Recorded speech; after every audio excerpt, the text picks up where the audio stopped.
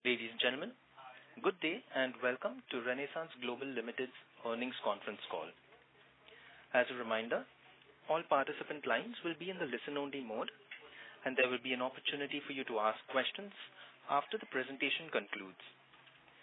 Should you need assistance during this conference, please signal an operator by pressing star and then 0 on your touchtone phone. Please note that this conference is being recorded. I now hand the conference over to Ms. Jenny Rose from CDR India. Thank you, and over to you, ma'am. Good afternoon, everyone, and thank you for joining us on Renaissance Global's Q4 and FY24 earnings conference call. We have with us today Mr. Sumit Shah, Chairman and Global CEO, Mr. Hitesh Shah, Managing Director of the company. We would like to begin the call with brief opening remarks from the management, following which we will have the forum open for an interactive question and answer session. Before we start, I would like to point out that some statements made in today's call may be forward-looking in nature, and a disclaimer to this effect has been included in the results presentation shared with you earlier. I would now like to invite Mr. Sumit Shah to make his opening remarks. Over to you, sir. Good morning, everyone. On behalf of Renaissance Global, I extend a warm welcome and thank you all for joining us on our earnings conference call for the quarter and year ended 31st March 2024.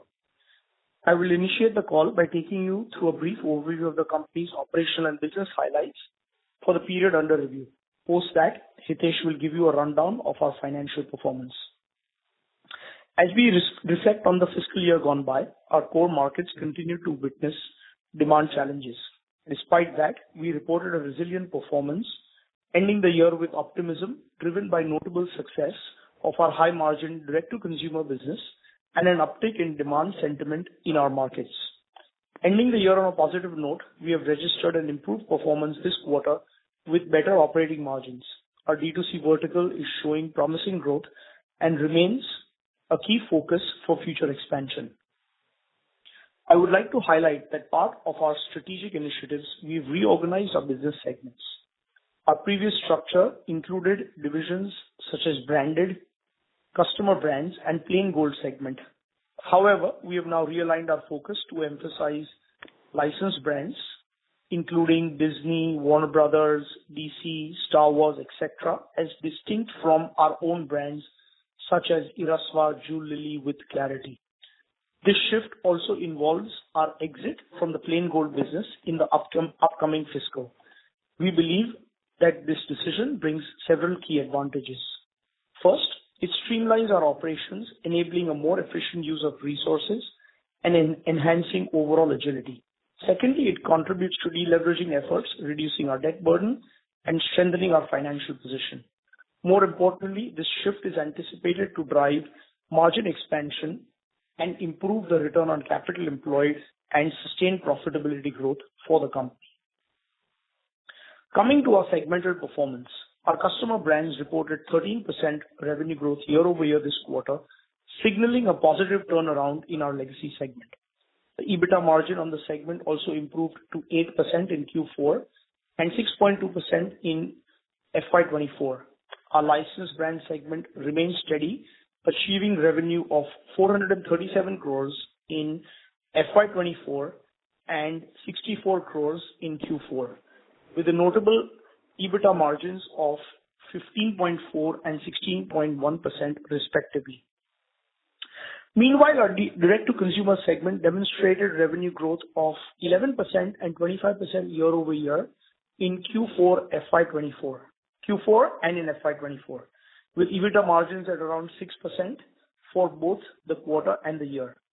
I'd like to highlight here that our direct-to-consumer segment have high gross margins between 55 and 65%, and as we achieve adequate scale, we are confident that the EBITDA margins can be improved to 15 to 20% in the next 2 to 3 years.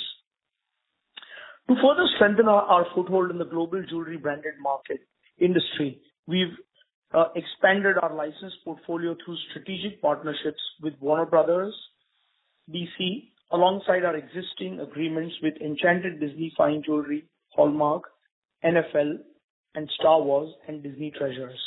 These strategic collaborations complement our direct-to-consumer branded business to support future growth. Also, post a successful debut of Wonder Fine Jewelry last quarter with a major retail partner, we have now introduced this collection successfully with another significant retailer. This expansion not only broadens our market reach, but also strengthens our brand presence across multiple retail platforms and increases visibility in the market.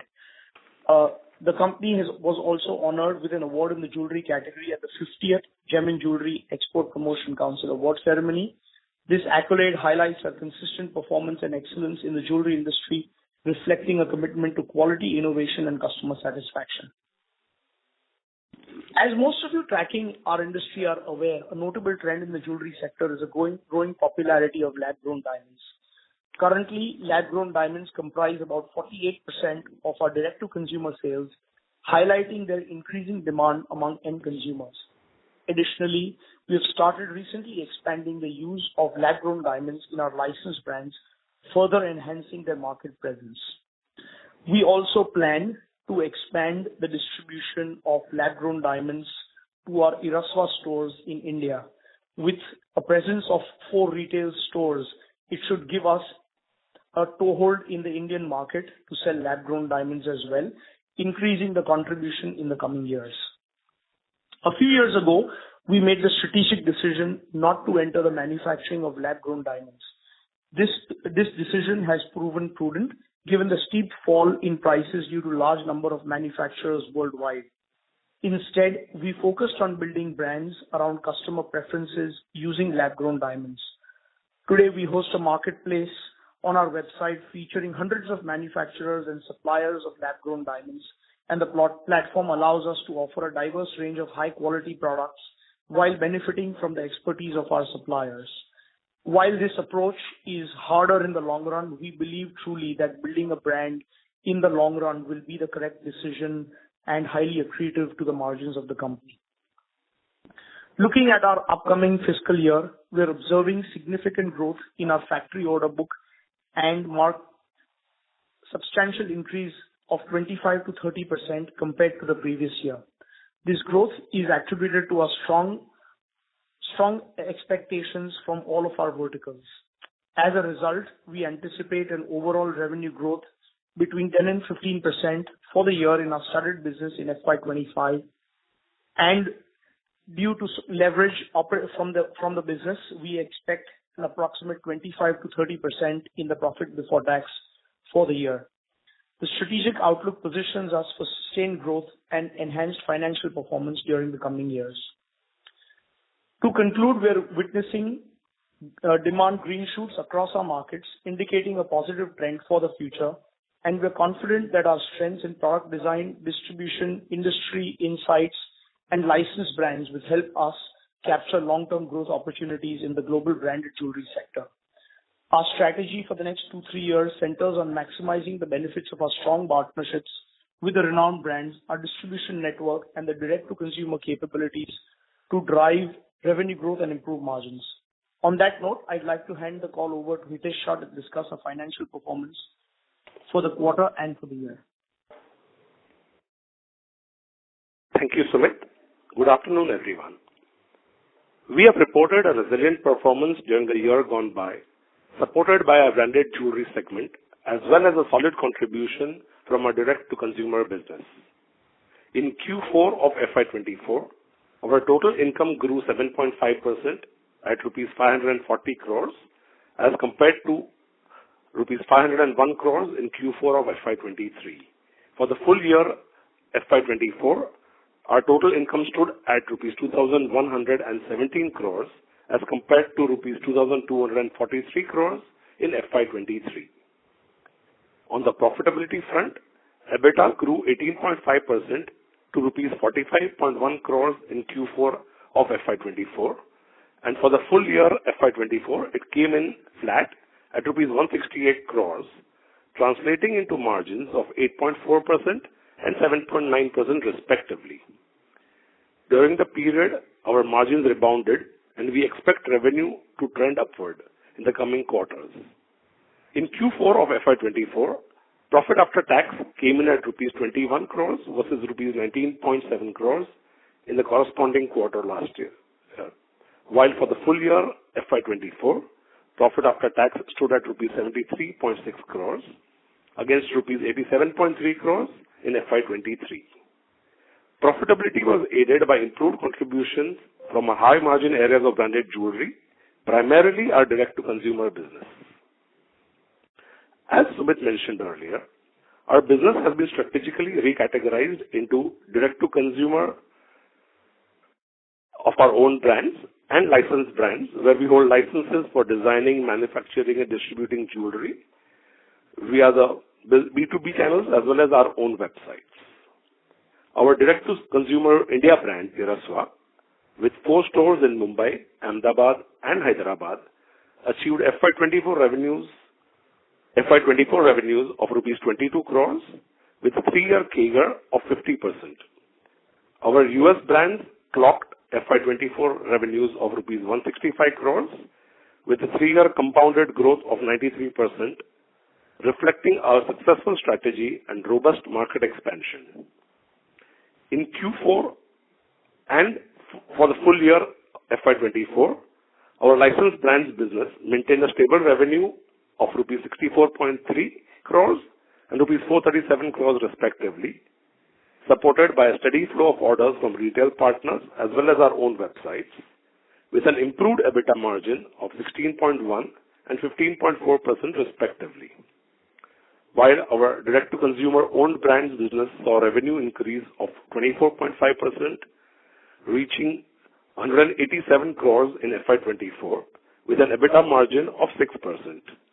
In Q4, revenues grew 10.9% at rupees 47 crores, with an EBITDA margin of 6.3%. Further, strategically leveraging the growing popularity of lab-grown diamonds in the direct-to-consumer vertical, 48% of our sales now comes from lab-grown diamonds.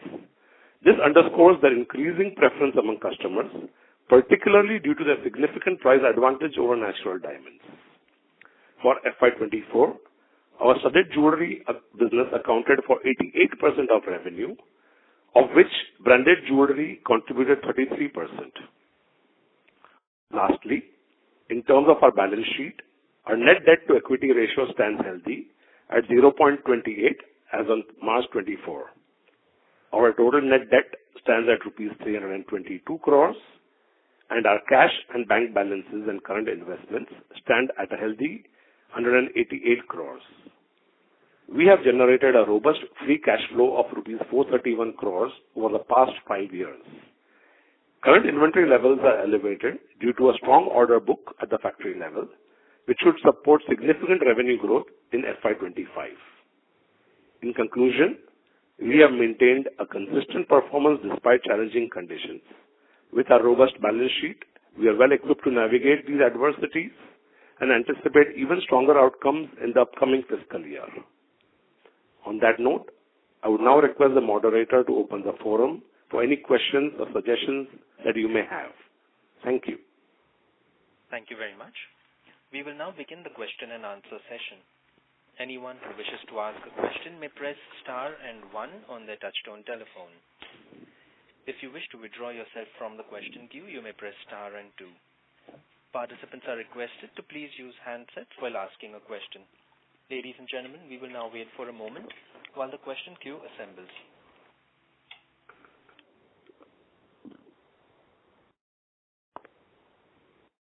The first question is from the line of Pawan Kumar from Ratnatraya Capital. Please go ahead. Sir, can you speak more about lab-grown diamonds? And also, my primary questions are regarding post the steep fall in lab-grown diamonds, do we see any kind of threat in lab-grown diamonds themselves being generalized as a product and being used for something like an art or some stuff like that instead of just jewelry? And how do we see it? And also, I wanted to understand after this steep fall, wouldn't it have an overall impact on the revenues? How do we compensate? How do we plan to compensate for this? Sure.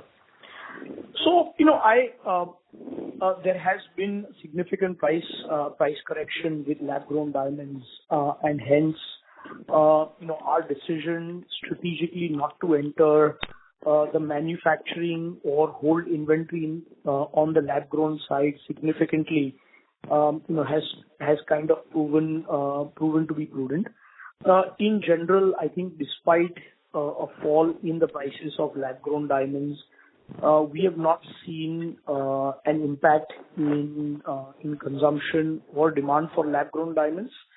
As a risk mitigation strategy for us as a company, we've always chosen to keep minimum inventory of lab-grown diamonds, and thus, try to sort of do it on an order basis, primarily.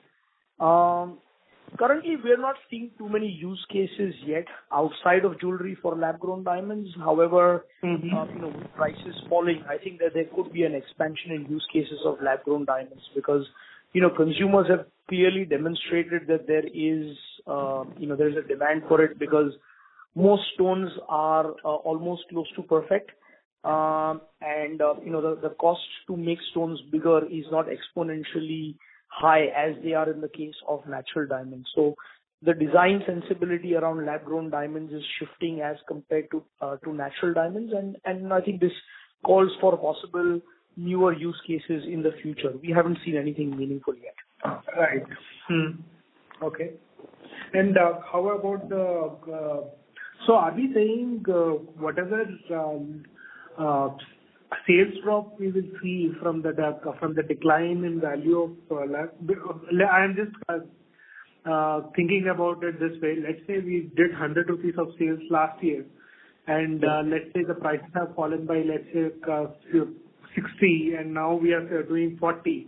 So are we saying we will compensate for 100 rupees of revenue through higher volumes, or how are we thinking about that in terms of lab-grown diamonds? Or because I understand that studded jewelry is 88% of your business, right? Yeah.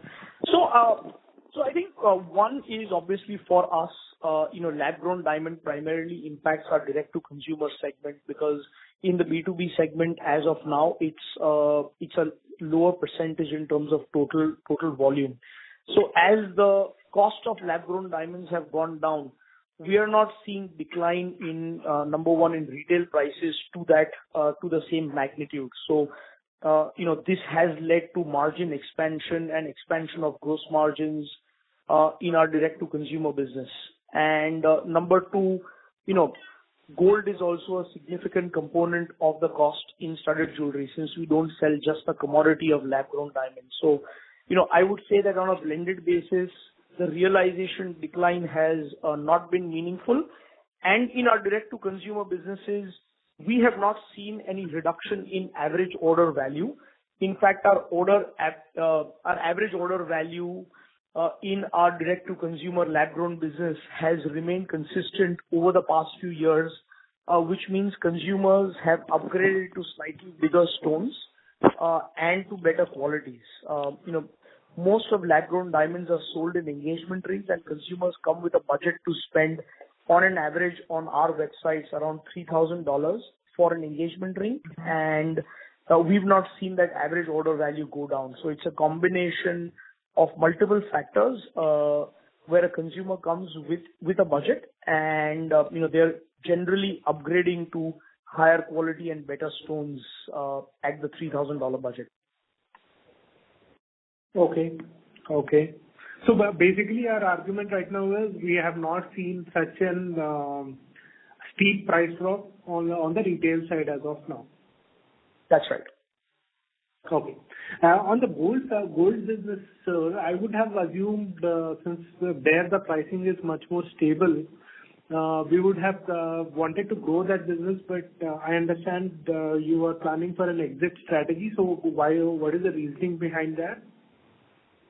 Yeah, so the gold business is a plain gold manufacturing business. This was an acquisition that the company did in 2016. The gross margins on this business are very low because of transparent pricing in the gold business. It's an internationally traded commodity, and thus it's very difficult to make greater than we've experienced, between 10 and 13% return on capital employed on that business. You know, our strategic goal as a company is really to grow around building brands. And the end of the gold business that we are in, we are essentially a contract manufacturer to large retailers. I think we want to evolve the company into businesses where we've got some pricing ability and pricing power, and we did not feel strategically as a company we would be able to make a greater than cost of capital in the plain gold business, selling to large retailers with limited pricing power. Okay. So, do we do lab-grown diamonds even in Erispa, or we don't do that? We are planning on launching lab-grown diamonds in all of our Erispa stores on July 1. Okay. Got it, sir. Got it. And can you just comment on the working capital side also, sir, since it seems to have gone up from around 170 to 220 days odd? Yeah, so I think do we expect any kind of correction? Yeah, currently there is a temporary elevation in inventory because we have a very strong order book at the moment. I mean, it is a little bit elevated. The working capital will reduce during the course of the year as number one, as we exit the gold business. So there should be around 75 crore reduction in working capital due to the exit from the gold business in the next 2 quarters. And I think just in regards to the general order book being high has led to a temporary increase in the working capital, which I think will course correct during the course of this year. Okay. And on your both D2C and licensed brands, what are the kind of margins we are looking at over a medium to long term? Yeah, so currently, the licensed brands, is in the 15 to 17% range. Direct to consumer, as we scale, our goal would be to be in the same margin range, but I think that journey would take 2-3 years as, Erispa kind of is still loss making at the moment, so it's dragging down margins. And the US direct to consumer brands are also, in the phase of growing. So as they mature, we'll experience operating leverage. I mean, the good news is that the gross margin on direct to consumer are between 50 and 65%. So with scale, it is relatively easy to actually get to the 15 to 17% kind of EBITDA margins. So our goal would be that over the next 2-3 years, in a calibrated manner, to increase the margins for the direct to consumer, our brand segment, to that 15 to 17% margins as well. Okay. Fine, sir. Thank you. Thank you. Ladies and gentlemen, if you wish to ask questions, you may please press star and 1. The next question is from the line of Rishikesh from Robo Capital. Please go ahead. Yeah, hi. Thank you for the opportunity. Am I audible? Yes. Go ahead. Okay. So firstly, my question is with respect to the plain gold business. So what is the net worth of this business, and what value do you expect from the exit of business? Yeah, so I think currently we are evaluating, alternatives, and we're talking to, a few players who would be interested in making an acquisition. I think that we will know, in the next quarter or two exactly, the process of exit from this business. The working capital involved in the plain gold business is, around 65 to 70 crores.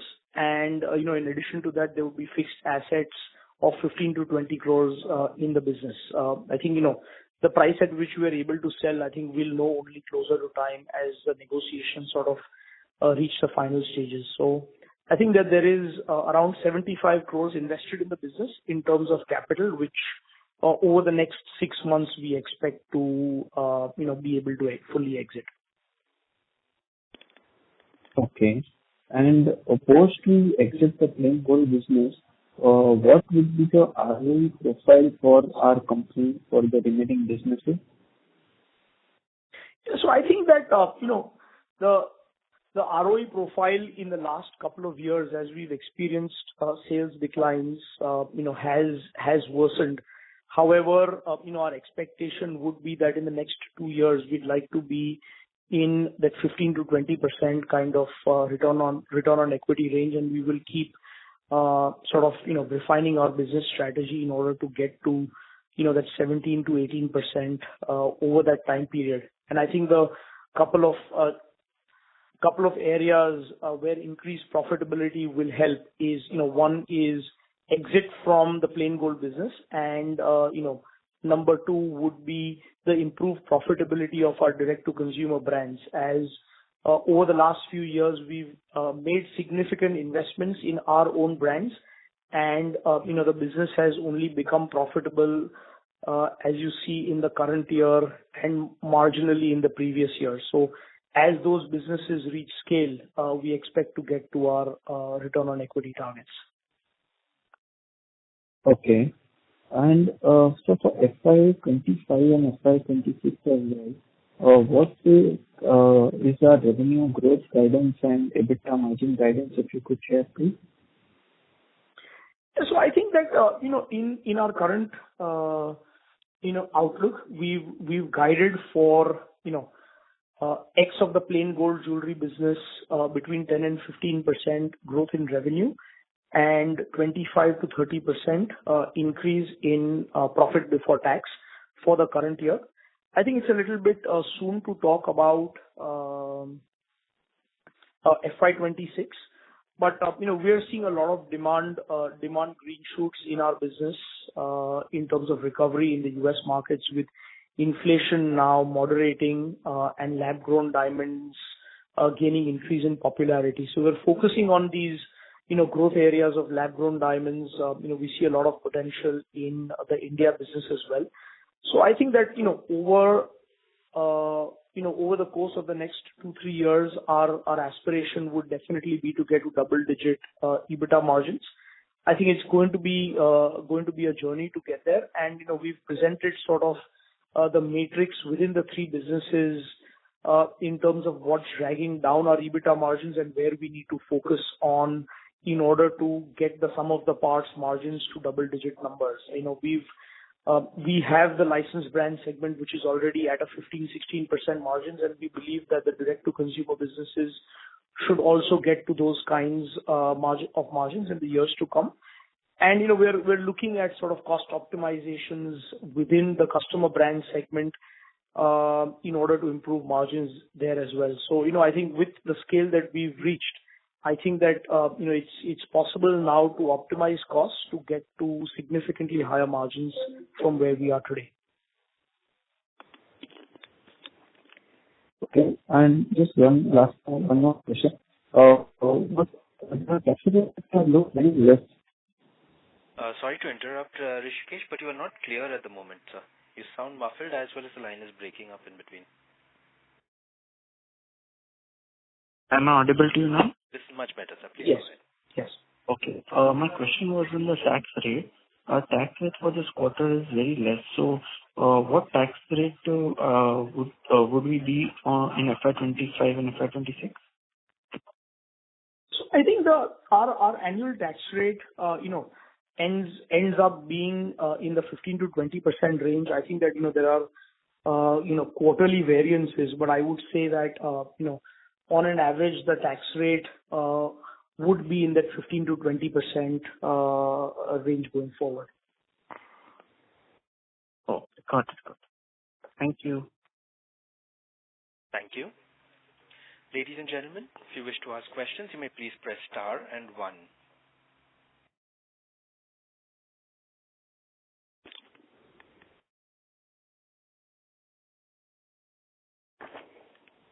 To ask a question, ladies and gentlemen, you may press star and 1 on your touchtone phones.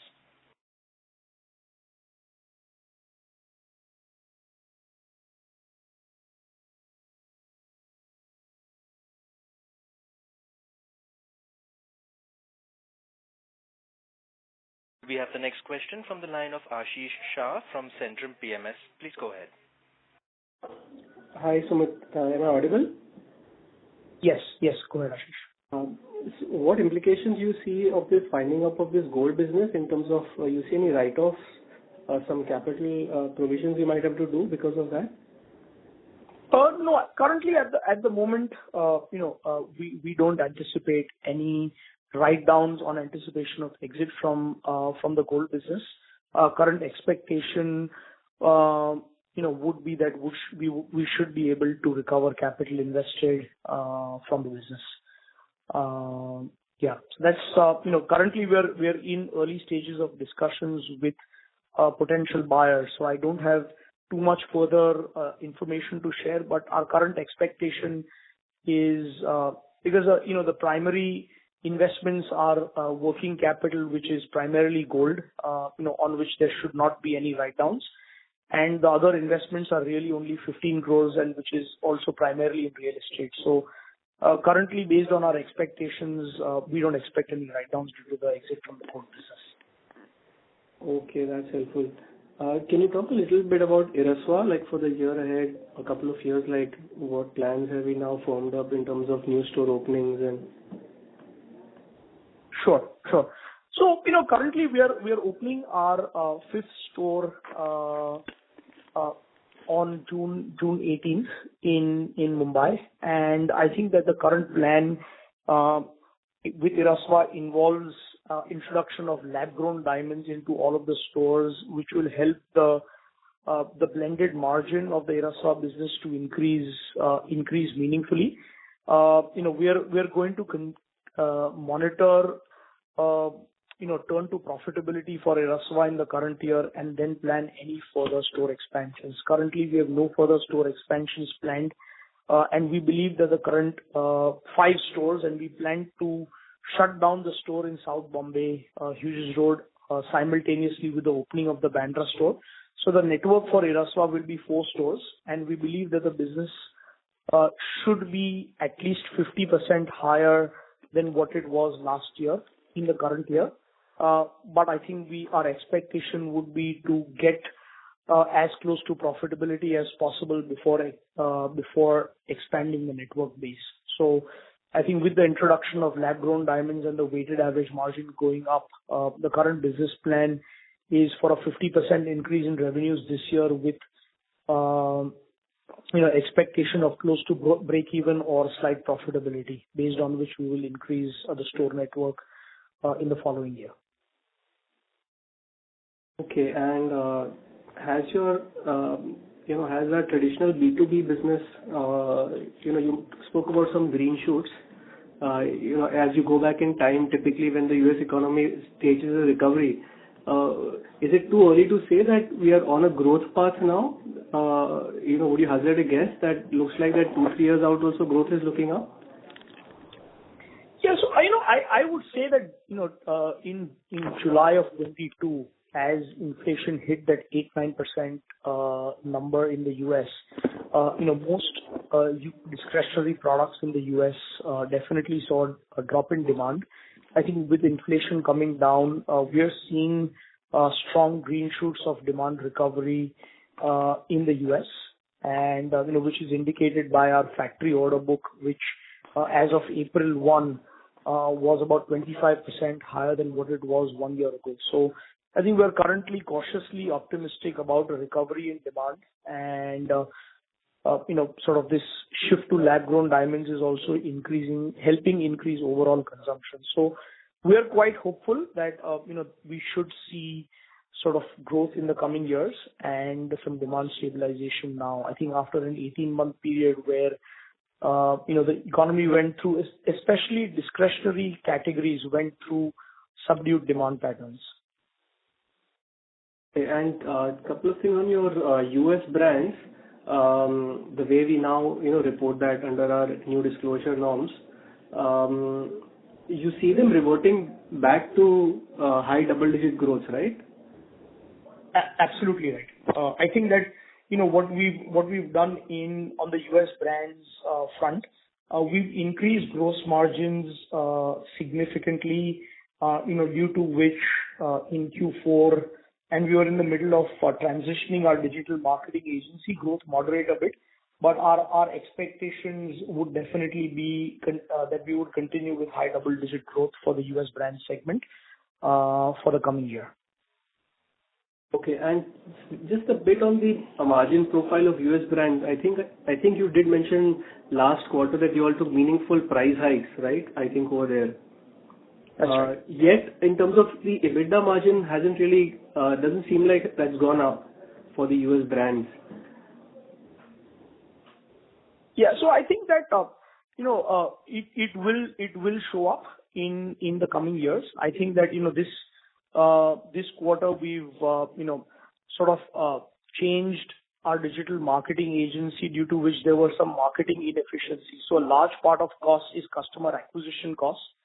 And despite higher gross margins, there were some inefficiencies that crept in due to lower return on investment on the digital marketing front, which you see now is a very substantial number. So I think that for a 12-month period, you should definitely see a substantial increase in margins, because currently we are investing almost 35% of sales on customer acquisitions.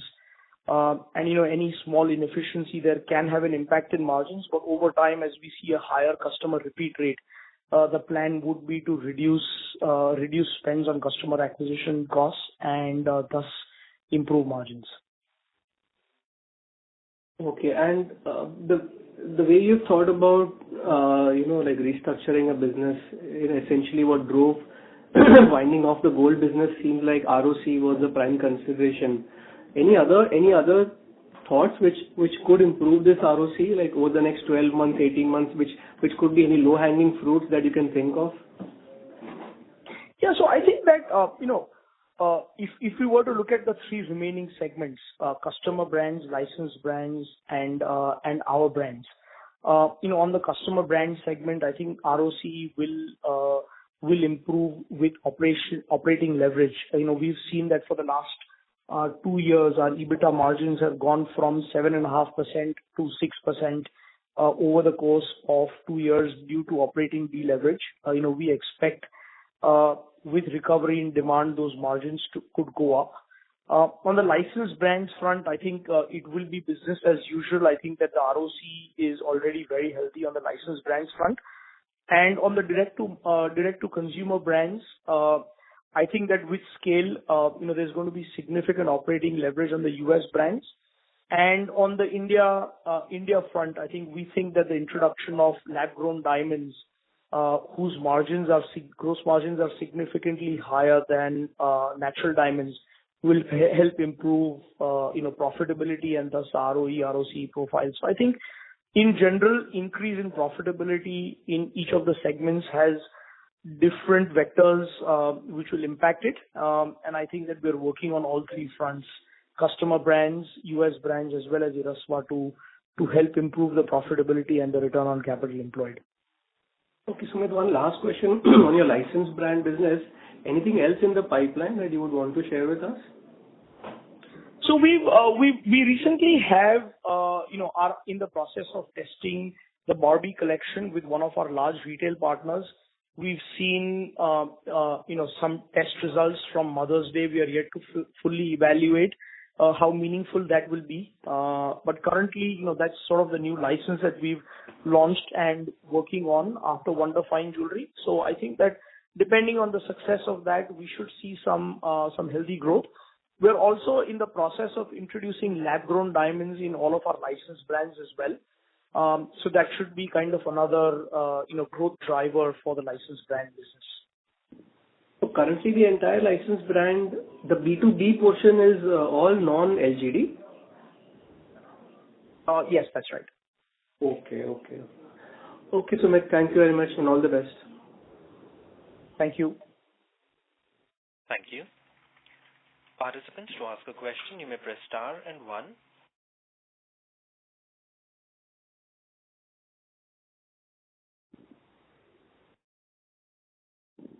Participants who wish to ask questions may please press star and 1 at this time.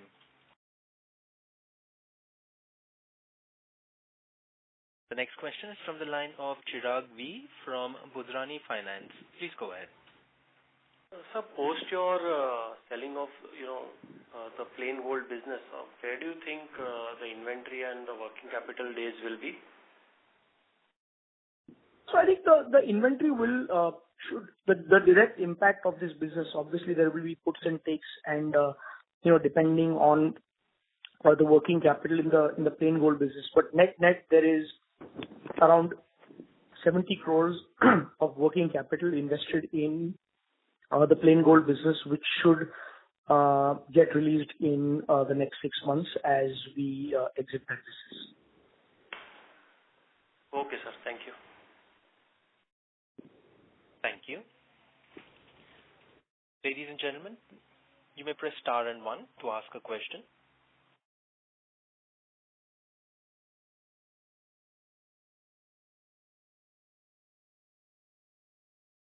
Participants who wish to ask questions may press star and 1.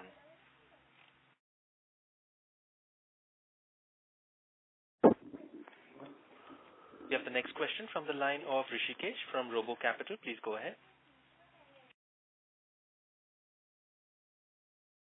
Yeah, hi. Thank you for the opportunity. So I think in our PPT, we have bifurcated our B2B and B2B business in our own brand and licensed brand as well. Can you bifurcate within only D2C what would be our revenues, and only for a B2B business what would be our revenues? On the licensed brands? No, both, including both licensed as well as our brands. So in our brands, we've already disclosed that 187 crores is direct to consumer. So this is the 187 crore revenue for the year is all our brands sold direct to consumer. In the licensed brand segment, the breakup is about 75-25 between B2B and B2C. So about 75% of the licensed brands are sold through retail partners, and 25% of the sales is direct to consumer. Okay. Got it. Thank you. Thank you. Participants, you may press star and 1 if you wish to ask questions.